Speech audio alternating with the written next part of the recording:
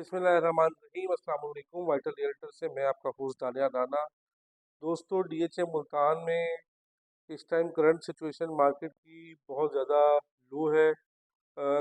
Low I mean to से कि DHA Multan के अंदर प्राइस मार्केट बहुत ज़्यादा नीचे आई हुई है। तो उसमें एक तरफ आप देखें तो मायूसी है। आपको नज़र आता है कि मेरी चीज़ जो है वो आधे दामों में बिक रही है, और आपको ये भी नज़र आता है कि ये भी सवाल आपके ज़हन में उठता है कि दोबारा से कब प्राइसेस राइज हो। इसी तरह से the other side of the picture is कि ये इन्वेस्टर्स के लिए अपॉर्चुनिटी है।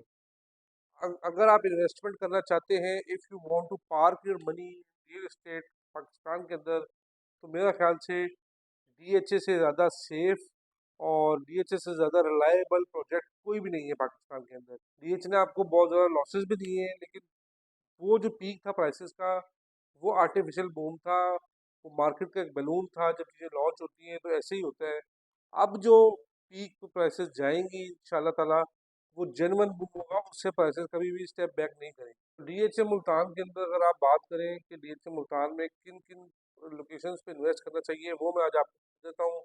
सबसे पहले आप देखें कि आपका इन्वेस्टमेंट गैप क्या है, आपने कितने पैसे डालने हैं।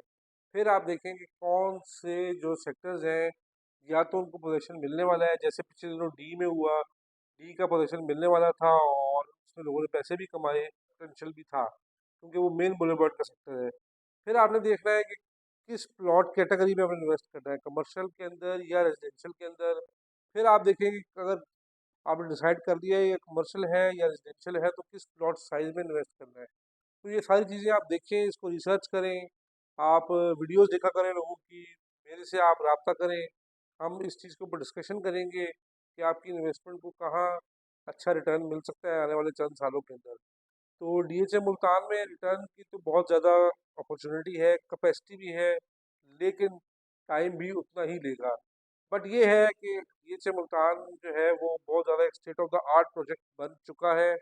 और वहाँ पे बहुत सारी देखिए, जो डीएचए मुल्तान जिस लोकेशन पे है, वो लोकेशन, अगर आपको मुल्तान का थोड़ा सा भी आइडिया है, तो कैंट किसी ज़माने में इतना हाइप होती थी कैंट की कि सारे लोग कैंट भागते थे शॉपिंग के लिए।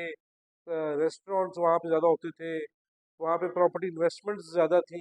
वो जो है वो शिफ्ट हो गया है कैंट से उठकर इस साइड पे, जहाँ पे डीएचए मुल्तान है, वाबला टाउन है, मॉडल टाउन है।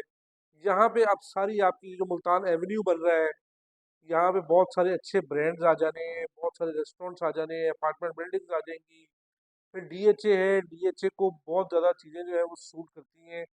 तो मेरा ख्याल से कि डीएचए मुल्तान एक अच्छी लोकेशन पर है, और डीएचए मुल्तान आपको रिटर्न देगा। लेकिन आपको मैं फिर अगेन बार बार मैं एक ही बात करता हूँ कि आपको टाइम देना पड़ेगा अपनी इन्वेस्टमेंट को। लेकिन believe you me, DHA Multan is the future. इसमें अगर आप इन्वेस्टमेंट करना चाह रहे हैं, तो मेरा ख्याल से कि ये आपको सोचना नहीं चाहिए। डीएचए मुल्तान एक आपको अच्छा रिटर्न दे सकता है। और डीएचए मुल्तान के अंदर प्रॉब्लम क्या है कि सक्सेस ऑफ प्लॉट्स है, इसलिए मार्केट बहुत ज़्यादा डाउन है।